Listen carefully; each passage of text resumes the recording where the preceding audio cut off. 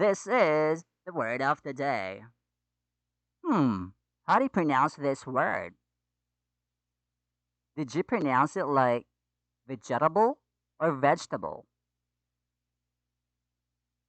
Well, it has three syllables, so we should pronounce this like vegetable, vegetable, vegetable, vegetable, vegetable, vegetable. We should eat more fruits and vegetables.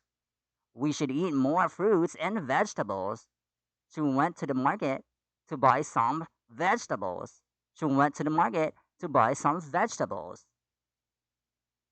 Vegetable, vegetable, vegetable, vegetable, vegetable, vegetable, vegetable.